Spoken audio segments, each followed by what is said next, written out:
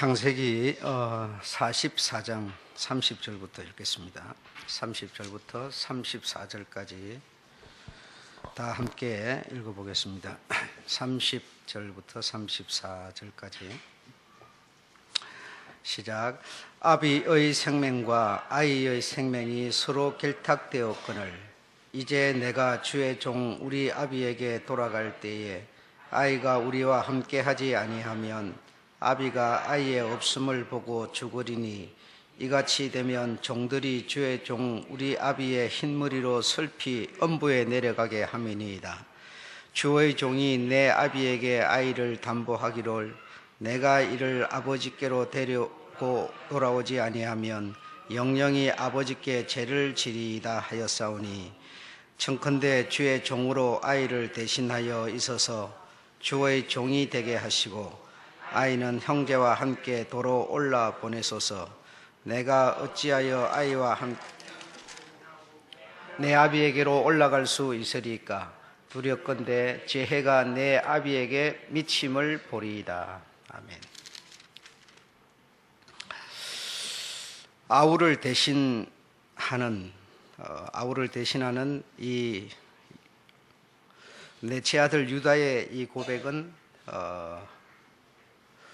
장자가 동생을 대신하여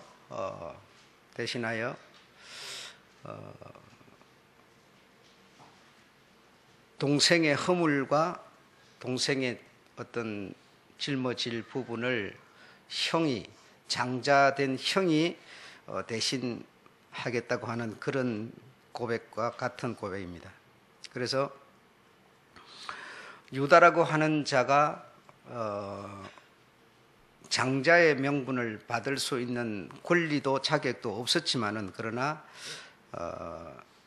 유다가 네 번 4대에 있어서 장자로 뽑히게 되는 이유는 바로 형이 아우의 허물을 짊어지는 그 어떤 자세 그런 것 때문에 그리 됐다라고 볼 수가 있습니다.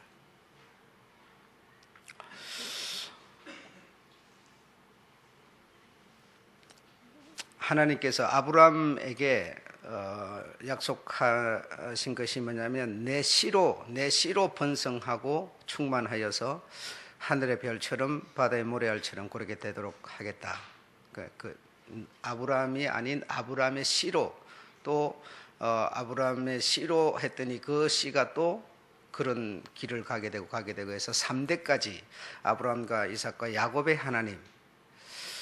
그래서 3대까지 요 씨로 이렇게 손을 번성하고 이렇게 된다고 약속을 하고 있죠. 그래서 4대에 가서 이제 그 씨로 하는 씨가 유다가 그 씨라고 하는 것을 물려받게 되는데 사실 유다는 혈통적으로 어떤 자격적인 면에서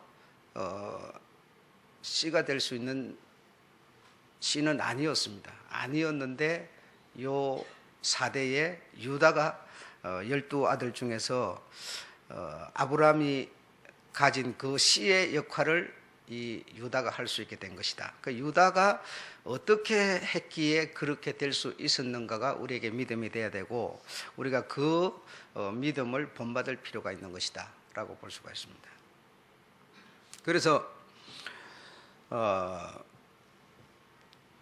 그래서 유다가 그 씨의 어떤 은혜를 입을 수 있는 장자의 신분을 가질 수 있는 것은 다름 아닌 아비를 이해한 데 있다. 아비의 마음을 헤아린 데 있다라고 볼 수밖에 없습니다. 그래서 아비의 마음이 무엇인가 하면 바로 아버지 노인이신 야곱의 그 아비의 마음을 헤아린 것이다. 그게 굉장히 좀 그래. 내가 늘 여러분들 얘기 하나님의 마음을 사세요 이런 말을 하는데 그게 뭔 말인지를 못 알아듣는 게 참 문제죠. 여러분이 너무 이 세상을 이렇게 살면서 세상이 주는 물, 세상이 주는 양식을, 세상이 주는 돈을 갖고 살다 보니까 우리는 자꾸 눈에 보는 현실, 이 어떤 여기 어떤 육적인 인간적인 손에 잡히는 것에 우리가 이렇게 자꾸 치중하게 되죠. 그것이 우리의 삶의 목적이 되고 이렇게 되다 보니까 우리 영혼은 말할 수 없이 어둡습니다. 영혼은 너무 어두워서 하나님의 마음을 사는 게 어떤 거냐 도대체 알지를 못해요. 어떻게 마음을 사는지를 모르는 거예요. 그러니까 다시 말하면 영적인 감각이 없는 것이죠. 영적인 감각이 있어야 하나님의 마음을 살 수 있는 것을 알 수가 느껴질 텐데, 우리가 자꾸 너무 눈에 보이는 것에 치중하고, 눈에 보이는 게 없으면 살 수가 없잖아요. 내 자식도 눈에 보이는 거고 교회도 눈에 보이는 거고, 전부 이 세상 우리가 사는 이 삶은 전부 눈에 보이는 삶이에요. 그래 보이는 이걸 가지고는 하나님의 마음을, 하나님 보이는 분이면 가서 절을 하면 되지만 하나님 보이는 분이 아니다 보니까 하나님 마음을 사는 것이 어떤 것인지를 몰라요. 그거는 영으로만 영감, 다시 말하면 어떤 영적인 감각에 의해서만 이렇게 느껴져 오는 건데, 그건 내가 영적인 감각이 없다 보니까, 육적인 생각에 꽉 지우쳐 있다 보니까 그 감각을 느낄 수가 없는 것이죠. 그래서 유다라고 하는 사람도 이 야곱의 12아들 중에 그냥 이렇게 섞여서 현실적인 사람이었죠. 그렇게 살아가면서 형제들이 미워하는 거 자기도 미워하고, 형제들이 좋아하는 거 자기도 좋아하고, 그냥 그런 수중에 사는 거예요. 그러면서 자기가 이제 나이가 들고 해서 장가를 들었더니 아들을 얻고, 그 아들이 또 나이가 들어가지고 또 아내를 얻고, 이런 긴 세월을 살면서 다가오는 그 시련, 다가오는 고통, 이런 것을 통해서 그 시련이라고 하는, 고통이라고 하는 것은 다시 말하면 내 아들이 자라서 장가를 들었는데, 장가를 들어가지고 더 손이 번성하지 못하고 내 아들이 죽어버리는 그런 시련이었죠. 찾아도 또 그런 시련은 또 죽어버리고, 이런 고통을 계속 겪으면서, 다시 말하면 이 유다라고 하는 사람은 저 자식을 통해서 자신을 보게 되고, 또 자신을 통해서 내 아비를 보게 되는 것이었죠. 그러면서 내가 내 아비를 싫어했던, 미워했던 그런 것을 느끼게 되는 거예요. 그러면서 아비의 마음을 이해하기 시작했던 것이죠. 이런 것을 통해서 우리는 그 아비의 마음을 우리가 헤아리게 되는 겁니다. 그래서 아비의 그 마음을 이해하게 되고, 그래서 정말 우리를 다 제치고 요 아래에 있는 이것들을 사랑하는 우리 아버지가 왜 그러는지, 왜 그랬는지, 이런 것을 이제 느끼게 되는 것이죠. 느끼게 되면서 너무 마음이 아파요. 제가 너무, 어쩌면 성도들이 그렇게 인간적이고 세상적이고 물질적인 것에 지우칠까? 왜 영적 신앙생활이라는 것은 다시 말하면 영적 생활인데, 영적 생활을 한다고 말하면서 영적이지 못하고 어쩌면 그렇게 육적인, 현실적인, 물리적인 여기에 치중하고 있을까? 너무 답답한 거예요. 가슴이 아파요. 그래서 마지막 때가 되면 있는 자는 더 있게 되고 없는 자는 있는 것까지도 다 뺏겨버린다고, 마지막 이 요한을 통해서 하나님이 계시로 장차 일어날 어떤 일에 대한 계시를 보여주면서 제일 마지막에 요한을 통해서 입을 열어서 말씀한 게 바로 그거거든요. 많은 사람들이 시간을 보내면서 현실적이고 세상적이고 인간적이고 혈육적이고 이런 것에 자꾸 치중하다 보니까 감각이 없어, 영적 감각이 없어져서 자꾸 눈에 보이는 것만 치중하게 되더라는 거예요. 그러니까 하나님의 말씀이 들려와도 그 말씀이 주는 의미, 말씀이 내게 어떤 다가오는 어떤 또 말씀과 내가 만나는 어떤 그런 미세하고 세미한 그런 게 없어지고, 그거는 내가 살아가는 삶에 별로 의미가 없어지다 보니까 하나님 말씀 들어올 때 그냥 눈 감고 딱 고개나 쓰고 슬슬 졸고 이런 거예요. 여러분 한번 생각해 보세요. 주일날 우리가 예배를 드린다고 하는 거는, 여러분 하나님을 만나는 건, 하나님을 어떻게 만나는가? 말씀을 만나는 거 아닙니까? 그렇죠? 그럼 말씀을 만나는데, 말씀할 때는 실컷 잠자버렸는데 그럼 일주일이 지나가 버리는 거예요. 그럼 내가 어떻게 과연 영적인 감각이라고 하는 게 있겠느냐 이 말이죠. 하나님을 만난 일이 없는데, 하나님이 만나려고 말씀으로 다가가면 나는 졸아버리고 잠자버리는데, 어떻게 하나님을 못 만나니? 감각이 있을 수가 없는 것이죠. 그래 없다 보니까 자꾸 우리는 눈에 보이는 것에 자꾸 치우치게 될 수밖에 없는 것이죠. 그래서 내가 나를 돌아보아서 이 마지막 때를 정말 우리는 정말 이 마지막 내가 살아가는 삶 중에서 정말 마지막 때를 내가 살아가고 있기 때문에 내가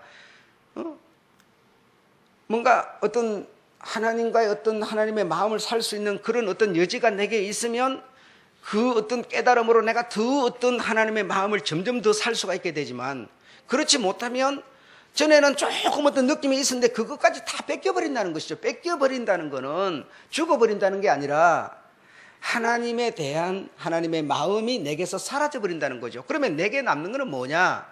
육적인 현실, 손에 눈에 잡히는 그냥 감각, 어떤 우리 인간 사람의 눈으로 확인할 수 있는 것만 남는다는 얘기가 되는 거예요. 그런 사람이 언제나 소리가 크고 그런 사람이 주도권을 쥐게 되고 이렇게 되죠. 그래서 여러분, 진짜 내가 하나님과 내가 어떤 접촉과 만남과 교제와 이런 것이 실제적으로 내가 이루어지는 사람인가? 아니면 그게 전혀 없이 그냥 어떤 눈에 보이는 그런 제도를 따르는 그런 율법적인 그런데 내가 치우쳐 있는 사람인가? 이걸 여러분, 율법을 행하는 것도 감각, 은혜 때문에 율법을 행하는 사람이 되는 것이지, 율법을 행하는 사람이 하나님을 기쁘게 하지 않아요. 내게 은혜 때문에 감각 때문에 그분과의 어떤 마음을 내가 가지고 있는 것 때문에 내가 이 율법이라는 것을 행하고 순종하는 사람이 되어야 되는 것이지, 이 은혜 감각이 없으면서 행하면 여러분 율법주의가 돼버리는 겁니다. 그러면 하나님께는 원수가 돼버리는 거예요. 그게 절대로 구원을 받을 수 있는 게 아니란 말이죠. 이런 것이 자꾸만 시절이 가면서 우리에게 더 강하게 부각되기 때문에 있는 자는 더 있게 되고 없는 자는 그 조금 있던 것마저도 뺏겨버린다는 얘기가 되는 겁니다. 이것이 주님이 사도 요한에게 마지막으로 보여서 마지막 시대는 그리 될 것이다라고 말하고 있는 거예요. 그래서 나라고 하는 존재가 정말 아비의 마음을 이해하는, 아비의 마음을 좀 읽는, 아비의 마음을 헤아리는, 아비의 마음에 대한 어떤 감각이 있는가라고 하는 것을 우리가 더듬어 보셔야 돼요. 내 자신은 내가 알지 않습니까? 남이 절대로 모르잖아요. 그렇죠? 그래서 유다는 12행제 중에서 복잡하게 이렇게 막 얼마나 그 험난한 세월을 살면서 이렇게 인간적이고 그냥 어떤 힘세고 소리 크고 막 이런 주도권을 쥐고 막 이렇게 막 복잡한 과동을 살았어요. 그렇게 하면서 당신에게 찾아온 그 많은 시련을 통해서 아비의 마음을 얻었다는 겁니다. 아비의 마음을 읽었다는 겁니다. 아비가 왜 우리가 아닌 저 막내, 자기가 사랑하는 아내로부터 태어난 그들을 사랑했는가? 그럴 수밖에 없었는가? 그런 것을 이해하고 깨닫게 됐다는 것이죠. 그래서 양식을 구하러 내려간 그가, 이 아비가 지금 이제 요 마지막 막내 베냐민 요 아이에게 의존해가지고 이 아이를 보는 재미로 살고 이 아이에 의해서 어떤 보람을 얻고 이런 어떤 아이의 마음과 아비의 마음이 이렇게 결탁이 딱 되어 있다 겁니다. 결탁이 되어 있는데 이놈을 툭 떼가 버리면 이 아비가 슬피 엄부로 내려갈 수밖에 없을 것이다. 내가 전에 그랬다는 거예요. 내 장자가 죽어버리고 차자가 죽어버리고 할 때 내가 못 따라간 게 아니었다는 것이죠. 그런 고통을 통해서 자신이 그걸 느끼고 깨달았던 거예요.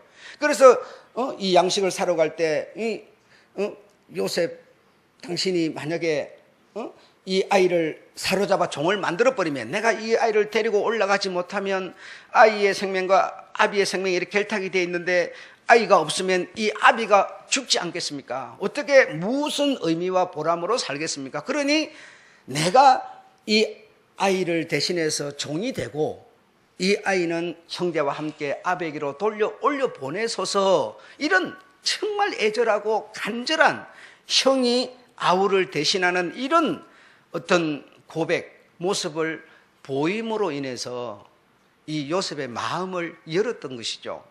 그래서 요셉의 마음이 거기에서 감동을 입어서 바로 50장 45장에 보면 요셉이 시종하는 자들 앞에서 그 정을 억제하지 못하여 소리질러 하면서 얼마나 통곡하고 방성대곡 하면서 당신들이 팔아버린 자가 바로 납니다. 당신들이 팔았지만 당신들이 판 것이 아니라 하나님이 당신들을 살리려고 나를 미리 이곳에 보내어서 하나님이 함께 하심으로 내가 이런 종리가 되어서 지금 당신들 앞에 있는 겁니다 하면서 지금 자신을 밝히고 있는 거 아닙니까? 그래서 이 소식을 나중에 들었던 아비 야곱이 축복을 하기를 유다 너는 형제들의 잔송이 될 것이다 라고 축복을 했다 이 말이죠. 그래서 유다 너에게서 결국 홀 왕이 나올 것이다. 홀이라고 하는 왕이 지는 그 지팡이 홀을 잡은 왕이 나올 것이다 라고 이 유다에게 아비가 뭐죠?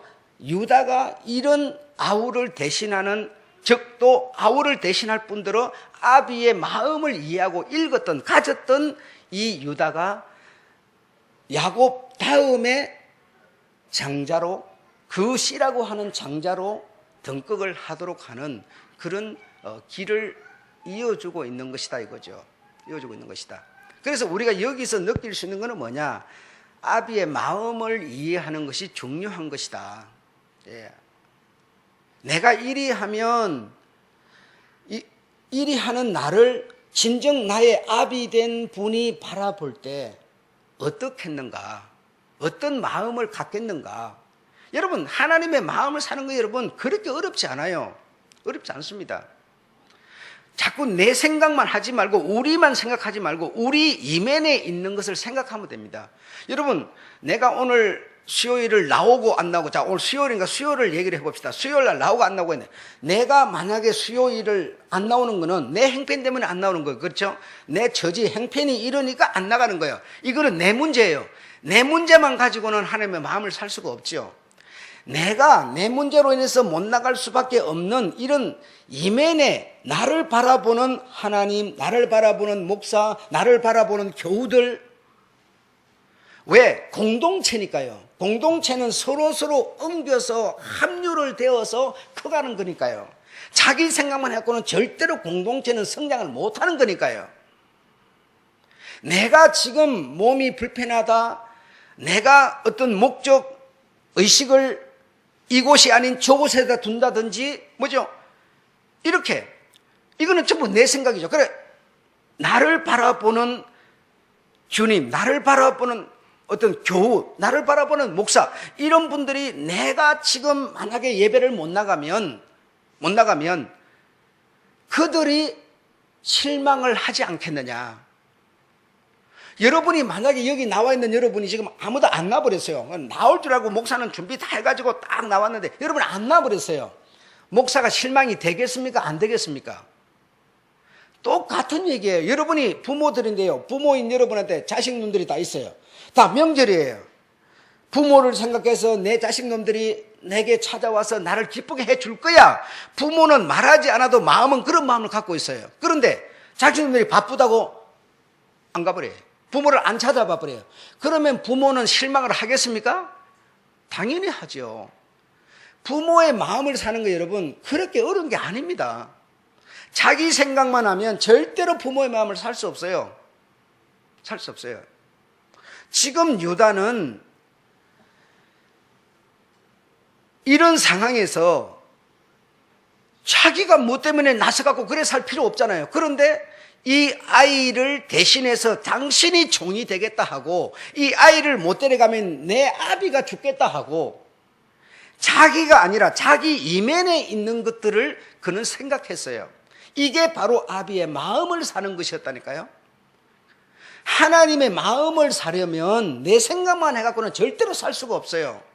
하나님의 마음을 생각해야 돼요. 내가 이렇게 해야 될 것을 안 하면 하나님이 어떻게 마음을 갖겠는가?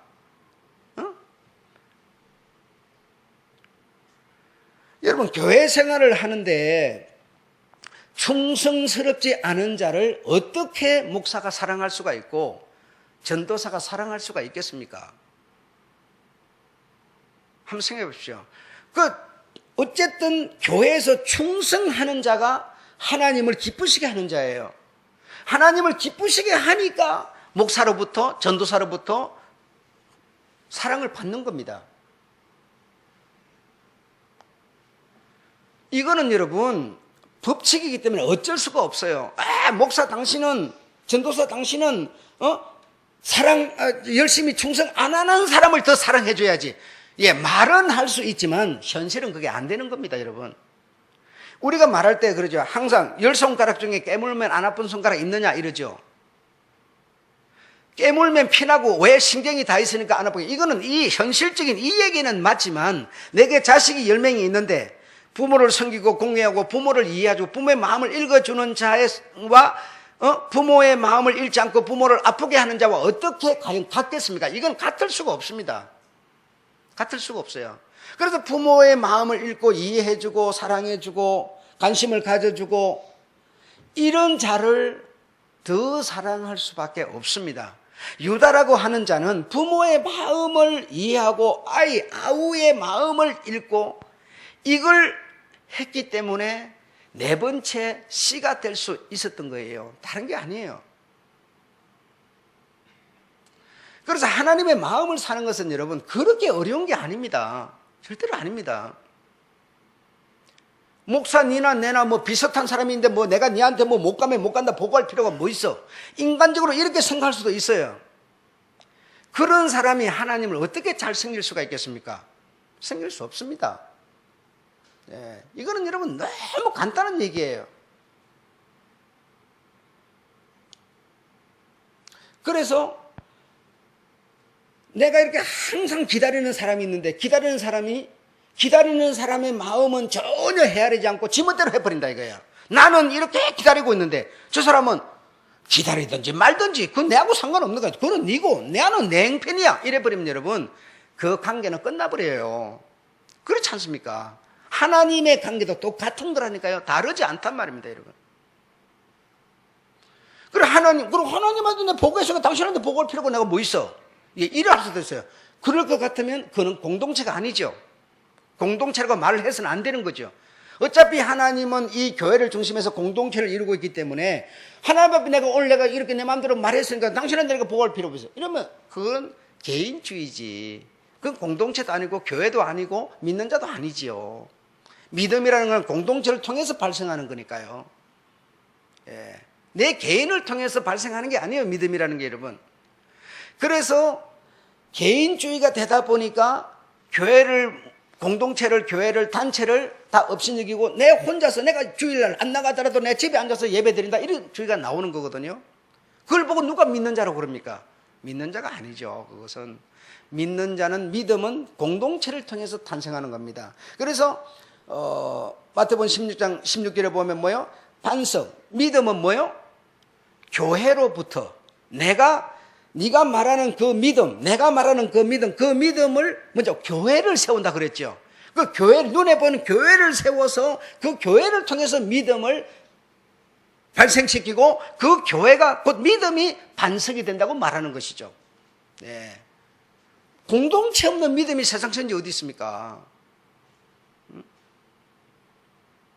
그래서 그 마음을 우리가 정말 이해하고 그 마음을 내가 사기 위해서 언제나 그 마음이 끈이 끊어지지 않고 영으로 다 이렇게 결탁되어 있도록 이걸 하는 것이 우리가 믿음의 훈련을 통해서 믿음의 관리를 하고 이렇게 하는 거죠, 여러분. 내 하기 싫으면 안 해버리고 하고 싶으면 하고 기분 나면 하고 기분 안 나면 안 하고 이거는 여러분 공동체가 아니죠. 다시 한번 믿음이 아니죠. 믿음의 행위가 아니라 내 개인적인 감정의 행위일 뿐인 것이죠. 예. 유다는 그래서 이런 아비의 마음을 삼으로 아비로부터 너는 형제들의 찬송이 될 것이라 라고 축복을 아비로부터 받게 되는 거죠. 아비로부터 축복을 받는 것은 하나님이 허락했다는 얘기가 되는 것이고요. 예. 그래서 4대에 유다가 넷째 아들이지만 절대로 장자가 될 수 있는 지난 시간에 들었지만 실수도 허물도 누구보다도 많았던 자였죠. 예. 그런 자였지만 이 자가 네 번째고 뭐 첫째도 절대로 아니고 예.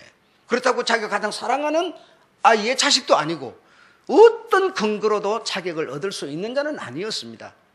여러 방면에서 그는 아니지만 다른 아이들처럼 아니지만 그러나 그가 이 아브라함으로부터 흐르는 씨의 주인이 될 수 있었던 것은 바로 그것 때문이었다. 아비의 마음을 알고 느끼고 샀다. 자기가 당하는 고통, 순환, 아이를 잃어버리고 아들을 잃어버리고 또 그런 뿐 아니라 자기가 또 내가 욕심을 차려갖고 법을 무시하고 둘째 아들 죽고 나니까 셋째 아들을 이 첫째 아들의 아내에게 줘야 되는데 그거 주기 싫어서 감추고 속이고 하니까 뭐죠? 뒤집혀가지고 자기가 그 여자와 이상한 관계를 맺게 되고, 여러분 그게 말이 그렇지 얼마나 그 복잡하고 어렵고 난감하고 창피하고 엉망진창인 그런 인간관계가 돼버리는 거 아닙니까 여러분? 그런 관계들을 겪으면서 이자가 아비의 마음을 이해했다는 것이죠. 예. 그 마음이 바로 형제들의 찬송이 될 수 있는, 형제들이 우러러 볼 수 있는, 형제들의 주가 될 수 있는 사람이 될 수 있었다는 얘기가 되는 것이죠. 예. 그래서 아무쪼록 여러분은 하나님의 마음을 살 수 있는 것은 과연 어떤 것인가? 우리가 너무 육적인 사람이 되어버리면, 하나님은 영이시기 때문에 육과 영은 결탁을 할 수가 없어요. 이게 전류가 통하지를 않아요 여러분. 내가 영적인 감각이 있는 사람으로 내가 옮겨 놓아야만 이게 통하는 겁니다. 그래야만 말씀의 의미와 말씀의 깊이와 말씀의 핵이 내게로 찾아 들어오는 것이지, 나는 전혀 육적인 생각만 하고 있는데 영적인 영이 하나님이 어떻게 들어가니, 성령이 어떻게 옮겨갈 수가 있겠어요? 옮겨갈 수가 없어요. 예. 그래서 육적인, 우리가 육신을, 우리가 신앙생활을 한다는 것은 이 육의 생각을 죽여라, 낮춰라 이래 하니까 우리가 그냥 뭐 할 말이 있어도 이렇게 말 안 하고 이런 것을 보고 낮춘다 그러는 게 아니고, 육적인 현실적인 사람인 내가 영적인 사람으로 자세를 자꾸 바꾸는다는 얘기죠. 자세를. 그래서 자꾸만 우리의 생각도 이제는 영적인 생각을 하게 되고, 말도 영적인 말을 하게 되고, 어떤 기대도 바라보는 것도 어떤 현실적인 것을 이렇게 하면 잘 되고 복받고 해서 뭐죠? 그런 게 아니라 어떤 내세적인, 어떤 이면적인 그런 것을 바라보게 되고, 자꾸 이런 모습으로 우리가 바꿔져. 전에는 주인이 없던 사람이 전에는 뭐죠? 눈에 보이는 게 막 주인이었지만 그 눈에 보이지 않는 그 주인 위에 주인을 보게 되고, 이게 뭡니까? 내가 영적인 사람이 되어가는 것이죠. 예. 그래야 그런 사람에게 주어져 찾아가는 말씀이 나에게, 내 영혼 안으로 찾아 들어와서 그게 나에게 믿음이 되는 것이죠. 믿음이.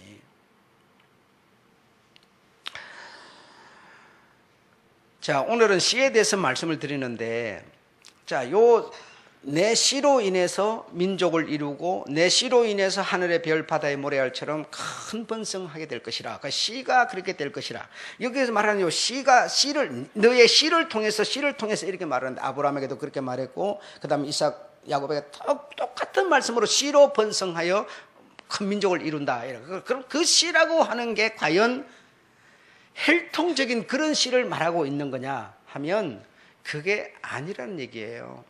그게 아니고, 하나님의 말씀이 나에게 주어질 때 그 말씀을 내가 믿음으로 받아서 순종, 다른 말로 굉해 하는 자의 씨를 말하는 것이죠. 예. 혈통의 씨를 말하고 있는 게 아니고, 아브라함에게 하나님이 내 씨로 번성하여 큰 민족을 이룬다 이렇게 할 때 그 씨라는 것은 육체적인 인간적인 씨를 말하고 있는 게 아니다 이 말입니다. 그래서 아브라함이, 하나님이 말씀할 때 내 독자 이삭을 바쳐서 제물로 바쳐서 번제로 태워 나게 죽여라 하니까 뭐죠? 그렇게 하나님의 그 말씀에 순종하는 것을 보고 이제야 네가 나를 굉해하는 자로다 이랬어요. 이 말은 진짜 이제 네가 내 씨가 됐다 이 뜻이 아니라, 이제 네가 내 말을 순종하여서 내 뜻을 너를 통해서 출발시킬 수가 있겠구나 이 말입니다. 있겠구나. 혈육적인 씨를 말하고 있는 게 아니에요. 혈육적인 씨를 갖고 말한다면 우리가 어떻게 과연 이 회중에 들어갈 수가 있겠습니까? 그렇잖아요. 우리는 전혀 아니잖아요. 이스라엘하고 아무 상관이 없는 사람들이잖아요. 그래서 아브라함에게 내 씨로 번성하여서, 다시 말하면 하나님의 말씀이 언제든지 누구에든지 주어질 때 그 말씀을 순종하여 믿음으로 갖는 자를 하나님이 나라를 만든다는 것이죠. 국가를 만든, 그래서 하나님의 가족이 된다는 겁니다. 가족이. 절대로 혈육적인 씨를 말하고 있는 게 아니었어요, 여러분. 그러기 때문에 아비의 마음을 읽고 이해한 자가 네 번째 누구라고요? 유다였다니까요. 유다였다니까요. 그가 혈육적인 인간적인 방법으로 씨가 될 수 있는 자격도 전혀 권리도 없었어요. 예. 그러니까 얼마나 우리가 하나님의 말씀과 우리의 믿음이라는 게 얼마나 이 결탁되어 있는가를 우리가 이해해야 된다는 것이죠.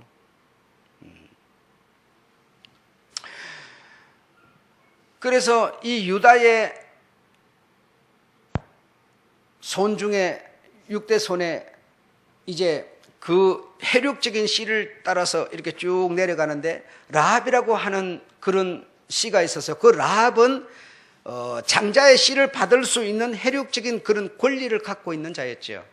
그런데 그는 정확하게 가나안과 피를 섞지 말라는 하나님을 말씀을 거부하고 가나안과 피를 철저히 섞어버리는 장본인이 됐습니다. 네. 가나안에 있는 여리고 성의 기생 라합과 결혼을 해서 보아스를 낳았습니다. 보아스는 이새를 낳았고 이새는 다윗을 낳았어요. 그럼 틀림없는 그 혈통의 씨지만 그 혈통의 씨를 이어주는 역할을 한 사람은 가나안 여자였습니다. 정확하게 어떤 혈통이 어떤 정통으로 이어져 내려가지를 못했어요. 하나님은 처음부터 이 씨를 출발시키면서 정통적인 혈육적인 씨를 말하고 있는 게 아니었습니다. 믿음을 가진 사람들의 그 믿음을, 다시 말하면 하나님의 말씀이 올 때 그 믿음으로 그 말씀을 순종하는 그 사람을 하나님은 내 씨라고 표현하고 있었던 거예요. 씨라고. 중요한 것은 세상이 좀 어수룩하고 어두울 때는 하나님의 말씀을 우리가 믿는 것이 그래도 믿을 수 있는 어떤 힘이 우리들에게 많았지만, 그러나 세상이 발달하고 세상의 어떤 삶이 부유해지고 편리해지면서부터는 우리 속에 하나님의 말씀을 믿는 믿음으로 이 하나님의 말씀을 믿을 수 있는 그 어떤 이런 힘이 우리 사람들에게서 점점 약화되고 있습니다. 그래서 육이 내가 낙하니까, 육이 살기 편해지니까 영적인 삶 속으로 우리가 들어가기가 굉장히 어려워지는 시대를 우리가 살고 있다는 거죠. 육이 내가 고통스러울 때는 이 고통 가운데서 하나님의 말씀을 믿고 내가 이겨나가려고 하는 그 힘이 우리가 나름대로 많았는데, 그러나 육이 낙하니까 영이 뭐죠? 고하더란 얘기예요. 영이 점점 신앙을 갖기가 어려워지더라는 겁니다. 여러분이 이 얘기를 들으면서 여러분 한번 다 살펴봐 보세요. 내가 좀 이렇게 어떤 삶에 우유곡절이 많고 어려운 사람은, 육이 좀 고통스러운 사람은 하나님의 그 대한 신앙을 이렇게 딱 잡고 있는 이 힘이 센데, 그렇지 않고 육이 조금 낙하는 사람은 그냥 뭐 대충 주변에 도움 안 받아도 그래도 대충 살 수 있다 싶은 사람은요, 상당히 영이 어려워져 있습니다. 영이 여러분 충만치를 않아요. 이것이 아주 그렇게 비례를 지금 하고 있는 겁니다. 네. 그래서 이런 고통 가운데서 그 유다는 자기가 정말 아비의 마음을 이해하고 받아들이고 그 마음을 따라서 자기도 살아야겠다고 하는 그런 게 강해질 수가 있었던 것이죠. 똑같은 12아들이었지만 왜 그만 그런 것을 잡을 수가 있었겠습니까? 생각해 보세요. 그래서 하나님은 사랑하는 자에게 징계와 꾸지람을 하신다고 말씀하시죠. 꾸지람을 하니까, 징계를 하니까 내 삶이 힘들어요. 고통스러워요. 고통스러우니까 하나님을 붙드는 거예요. 그걸 보고 우리는 믿음이라고 말하는 겁니다. 고통스럽다고 버려버리는 게 아니죠. 믿음은 고통스럽기 때문에 더 거기서 떨어지면 내가 낙동강 오래 할 되겠지. 죽게 작게 붙드는 겁니다. 그게 믿음입니다, 여러분. 그래서 이 라합은 여러분 알다시피 여리고 성의 기생이었지 않습니까? 여리고 성의 기생을 통해서 정확하게 가나안 여자죠. 이건 틀림없이 가나안과 피를 섞지 말라는 혈통적인 얘기에서 끝나버리는 얘기가 되는 것이죠. 그런 여자를 이 살몬은 아내를 얻어서 또 자손을 번성시켜 내려가고 있는데, 그런데 이 라합을 하나님께서는 어떻게 평가를 내리고 있느냐가 문제인 것이죠.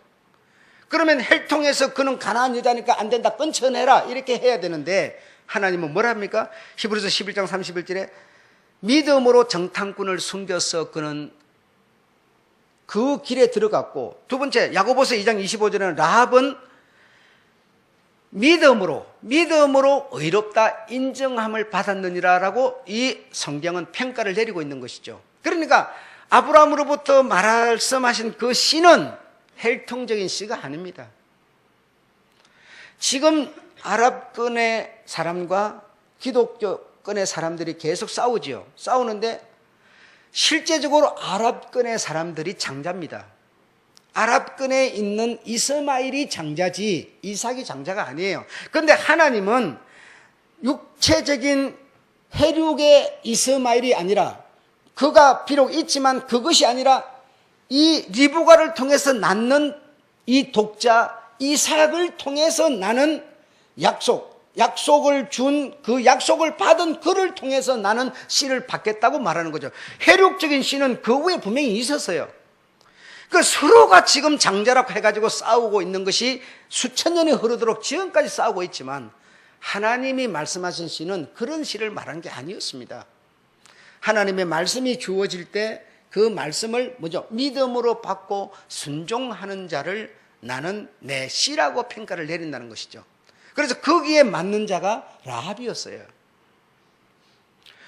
그래서 보아스를 낳아서 보아스와 함께 다 이 베들레헴에서 살고 있었는데, 보아스는 다시 또 이방 여인 룻이라고 하는 여자를 또 아내로 맞이하여서 또 살게 됩니다. 그 룻은 또 뭡니까? 정확하게 이방 여자였어요. 그런데 룻이라고 하는 여자는 이방 여자지만 씨 측면에서 볼 때는 약속을 부여잡은 믿음의 여인이었죠. 예. 자기가 결혼했던 그 남자 기로는 틀림없이 유다의 혈통으로서 흘러내려온 장자라서 그 장자에게 딱 한 여자인 이 룻이 시집을 와서 딱 됐는데, 근데 기론이 그만 모압 땅에 살다가 죽었어요. 자식을 낳지 못하고 죽었어요. 그래서 이 룻은 그러면 자기가 결혼한 남편이 죽어버렸으니까, 그리고 시어머니도 뭐라고 그럽니까? 네 고향으로 돌아가라 그럽니다. 고향으로 돌아가라 그러는데 나는 돌아가지 않겠습니다. 시어머니를 따라서 나는 시어머니의 고향인 베들레헴으로 따라가겠습니다 해서 따라와가지고 보아스를 만나가지고 보아스와 또 결혼을 해버린다 이 말이죠. 그래서 이 룻은 현실적으로는 이 의미가 없지만, 그러나 믿음의 여인이었기 때문에 시어머니를 따라서 예루살렘으로 와서 믿음의 사람 보아스를 만나서 결혼을 하더라 이 말이죠. 그래서 이새를 낳고, 이새는 다윗을 낳았어요. 다윗을 낳았는데 다윗은 또 어떻게 했습니까? 철저히 이방 여자 바세바와 결혼을 했습니다. 예. 바세바는 정말 이는 믿음이 있는 사람도 아니고 믿음의 여인도 아니고 또 이방 여인이고, 그런 여자와 결혼을 해서 솔로몬을 낳았는데, 솔로몬을 낳은 솔로몬은 무슨 믿음의 여인이고 이런 것도 없습니다. 그만 암몬, 모압, 헷, 시돈 이 각 나라 여자들을 500명을 아내로 거느렸습니다. 그래서 나라도 민족도 다 풍지박산이 나버리고 다 없어져 버렸으나, 하나님은 믿음의 사람 그 씨를 그루터기를 남겨서 예수 그리스도까지 연결을 시켜주는데, 예수 그리스도는 유다 민족과 전혀 상관이 없는 분이십니다. 내일 태어나신다고 하시는 예수는 유다 민족과 전혀 상관이 없고 유다의 씨와도 상관이 없습니다, 여러분. 혈통의 씨와는 전혀 상관이 없는 분이십니다. 왜? 요셉과 마리아가 지금 정혼해가지고 이제 결혼을 하기 전에 정혼을 해가지고 있는 상태인데 이들이 아직 동침하지 않았을 때 하나님의 무엇으로? 말씀으로 마리아에게 성령으로 이 예수는 잉태되신 분이지 이들의 혈통 민족과 전혀 상관이 없는 분이세요. 예. 그런 분이 마리아의 뱃속에 들어가서 잉태가 되었는데 마리아는 그럼 어떤 사람이냐? 하나님의 말씀이 여자여 너에게 아들이 있으리라. 하나님의 말씀이 천사를 통해서 주어질 때 뭐합니까? 그 말씀을 믿음으로 받아들인 여성이시죠. 예. 그 믿음의 그릇에 하나님의 말씀이 믿음의 그릇에 담긴 것이죠. 말씀이 담겼다는 것은 다시 말하면 하나님의 영이 담겼다는 것이죠. 그 마리아의 태 속에 하나님의 말씀, 하나님의 생명, 하나님의 영이 담겨서 태어난 이가 예수시니 그는 유대 민족과도 아무런 상관이 없고 혈통과도 상관이 없습니다. 우리가 하나님의 권속이 될 수 있는 이유는 무엇입니까? 그 예수 그리스도, 유대 민족과 상관이 없는 예수 그리스도를 뭐함으로? 믿음으로. 예, 믿음으로. 우리는 그의 권속이 되고 하나님의 자녀가 되고 그렇게 흘러내려오고 있는 것이지.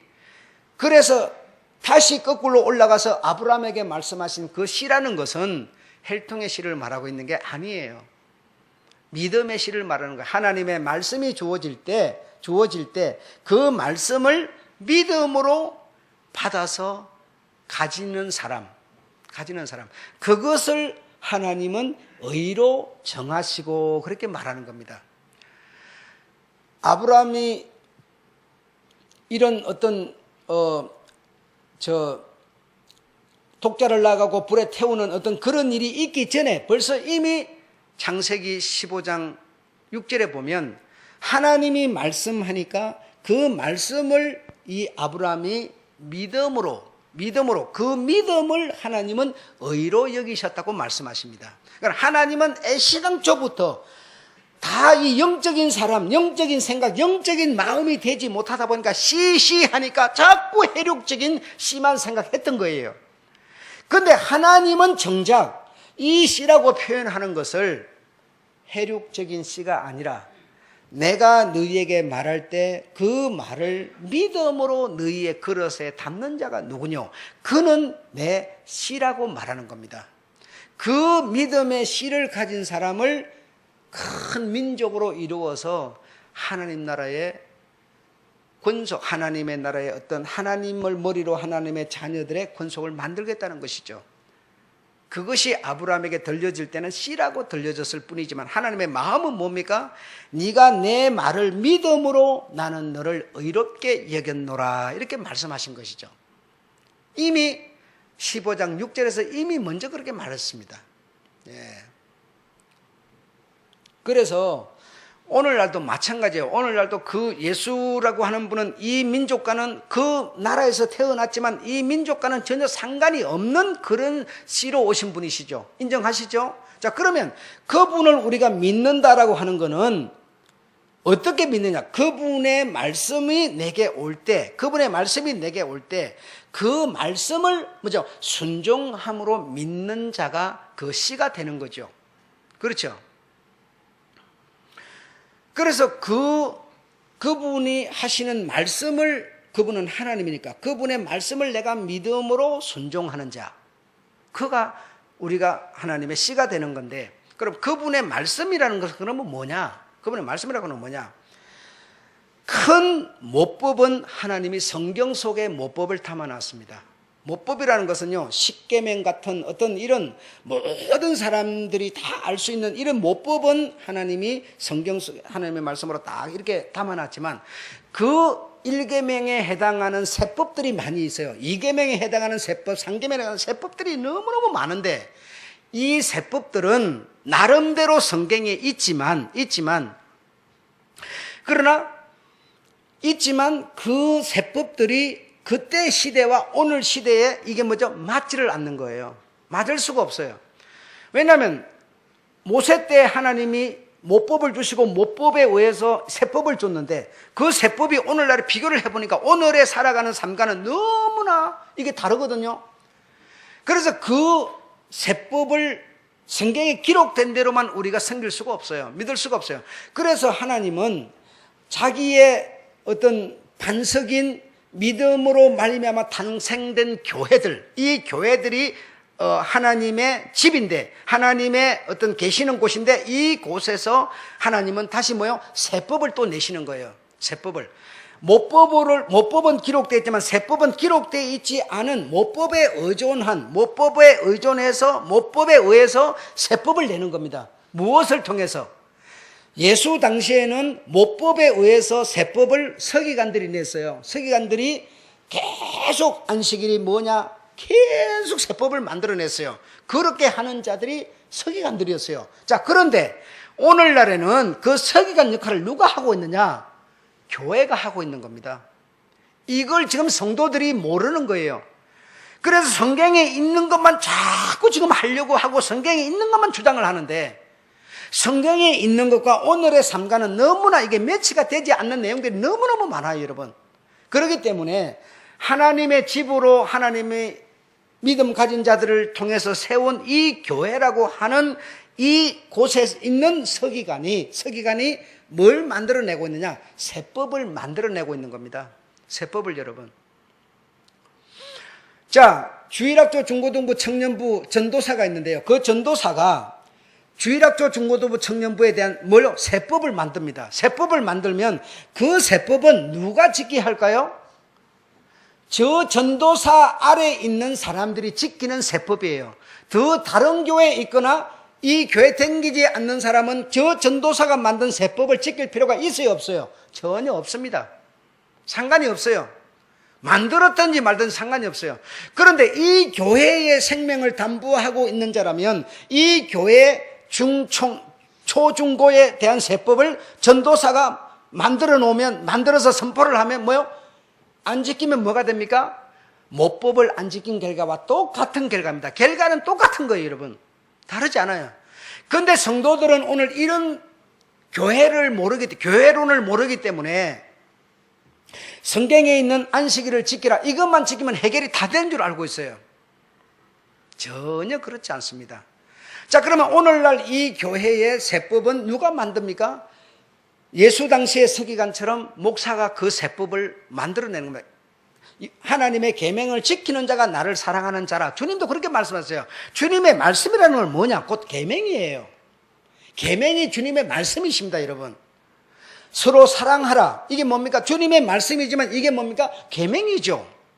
그래서 세법을 누가 만드냐? 서기관, 즉 다시 말하면 목사, 주님의 종이 만들어내는데 그것이 다시 말하면 여러분이 지킬 계명이라는 겁니다. 즉 하나님의 말씀이라는 거예요. 여러분 이해하시겠습니까? 그래서 이 교회를 소속하고 있는 사람은 이 교회가 만들어내는 세법만 지키면 되는 거예요. 다른 교회는 이러던데 그거는 우리하고 아무 상관이 없습니다.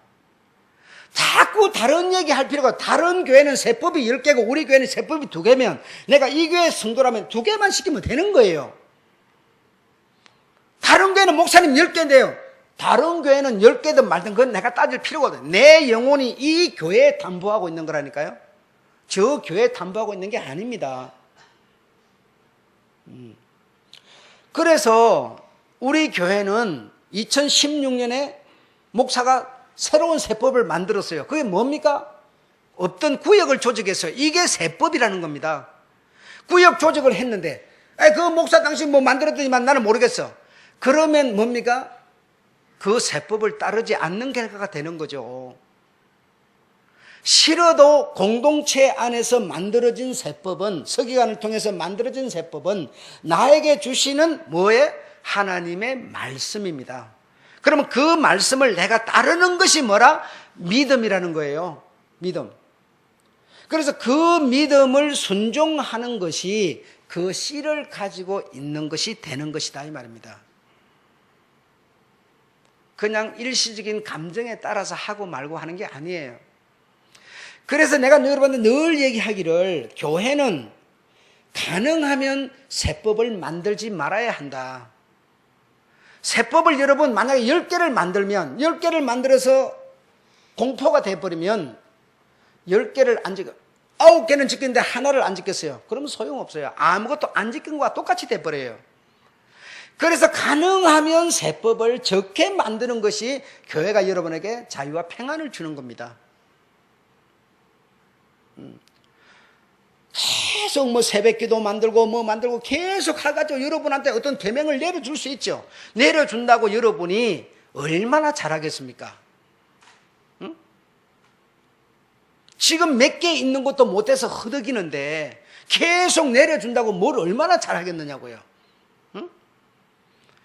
여러분 하나님의 말씀이라는 것은 다른 말로 표현하면 즉 계명을 말하는 겁니다. 그 계명은 하나님이 영이신데 영이신 분이 와가지고 지금 뭐 성경을 다시 써준 적이 있습니까? 십계명 말고 무슨 더 공포를 한 적이 있습니까? 그렇잖아요. 당신은 당신의 교회를 세우시고 당신의 종을 만들어서 그 종을 통해서 세법을 선포하는 거예요. 그것이 곧 계명이고 그 계명을 따르는 자가 믿음이라는 거예요. 이 사실을 너무나 성도들이 모르고 무지하여서 성경에 있는 것만 하면 된다. 성경에 있는 것만도 다 하지 못하지만 여러분. 그래서 여기에 써져 있는 것을 우리 주님이 더 보태주지도 않고 더 빼지도 않고 그건 그대로 있지만 이 시대에 이 교회가 생활하고 가기에 편한 가능한 내용의 세법을 이 성경에 기록되어 있지만 이 교회가 다시 제정하여 만드는 겁니다.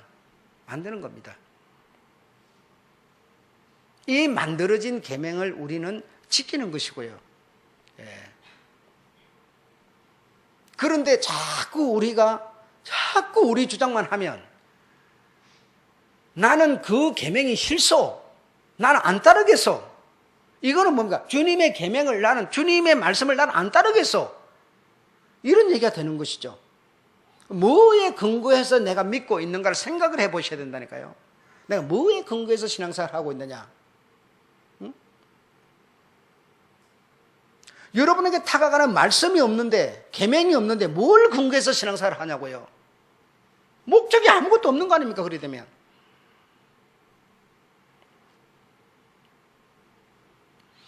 그래서 우리가 영적인 감각이 있어야 된다. 영적인 감각이 있어야 이런 말을 들을 때 내가 정말 어디에 이르렀는지, 어디에 이르러서 가는 길이 정당하고 바로 가고 있는지 느낌이라는 게 온다 이 말이죠. 느낌이라는 게.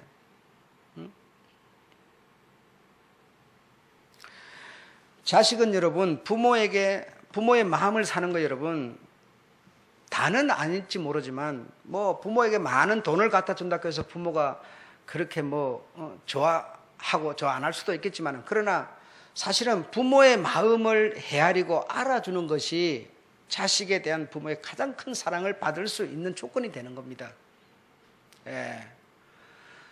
내 아비 내 마음을 이 자식놈들이 헤아리고 알아주고 부모의 마음이 이럴 때는 이래서 아프겠지 저럴 때는 저래서 기쁘겠지 이걸 헤아려주고 알아주고 하는 이것이 정말 자식이 부모의 마음을 헤아리는 거고 부모의 마음을 잃는 겁니다. 부모는 그런 것을 원하고 있는데 자식놈은 돈이나 한 뭉치 턱 던져줬으니까 다 됐다고 생각하는 그걸 갖고 부모의 마음을 사는 건 아니죠. 절대로 여러분. 그렇지 않습니까? 목사, 오늘 주님이 이 교회를 관할하도록 세운 목사가 뭘 바라고 있는지, 목사가 원하는 게 무엇인지, 그 원하는 건 이건데, 내가 11조 딱 하고 있으니까 내 할 일 다 잘하고 있는데 그것으로 여러분 끝났다 생각하지 마세요. 절대로 그래서 마음을 살 수 없어요. 예. 정말 수요일 날 나와서 여러분, 정말 이 성경을 통해서 하나님의 씨가 가족을 이루는 이런 얘기들을 통해서 영감을 얻으시고 순종하시고 따라주시고 하는, 정말 여러분들이 목사에게는 힘이 되는 거고 주님을 기쁘시게 할 수 있는 것이지 눈에 보이는 큰일 하나 턱턱 던져놓는 그것이 그렇게 부모의 마음을 사는 일은 아닙니다. 절대적으로. 영적인 감각이 있으시고 부모의 마음을 사고 해서 그 씨에 준하여 들어갈 수 있었던 유다와 같은 그런 우리가 되어야 될 줄로 믿습니다. 그 유다의 마음이 얼마나 그 동생 요셉의 마음을 확 흔들 수 있는 마음이었고 그 감동과 충격이 얼마나 컸던지, 그 민족 오늘날까지도 유다민족 그러지 않습니까? 예. 그 유다는 이런 자세와 마음으로 부모의 마음을 사고, 즉 더 나아가서 하나님의 마음을 산 그런 아들이 됐던 거예요. 예. 그것이 바로 오늘 우리들이 본받고 우리들이 성장하고 자라가야 되는 이유가 되는 것이죠. 아무쪼록 있는 자는 더 있게 되시고 없는 자는 있는 것까지도 얼마가 있어도 있던 것까지도 뺏기는 그런 시대를 우리가 살고 있다라는 사실을 아셔서 아무쪼록 여러분 마음에 우리 주님의 마음을 살 수 있는 좋은 마음들이 더욱 충만해지고 부요해지고 넉넉해지는 여러분이 되시기를 주 여러분을 축원합니다. 우리의 이 세상 편리는 우리가 신앙생활 하기를 그렇게 편리하게 만들어주지 않습니다. 절대적으로. 여러분 자동차 있으니까 신앙생활 잘한다 생각하세요? 자동차 없을 때가 훨씬 더 잘했어요. 우리 못 살 때 몇십 년 전 우리나라 못 살 때가 훨씬 신앙이 더 좋았습니다. 지금이 더 좋은 거 아니잖아요. 세상 편리가 내 신앙 잘 되게 만들어주는 거 아닙니다. 이것과는 전혀 신앙은 상관이 없는 겁니다. 여러분 아무리 내가 가난하고 헐벗고 없어도 얼마든지 신앙생활을 잘할 수 있는 겁니다. 부모의 마음 살 수 있는 것이다 이 말이죠. 하나님의 마음을 읽고 느끼고 사고 하는, 그런데 우리가 초점을 맞춰야 될 줄로 믿습니다. 아셨죠? 마치겠습니다.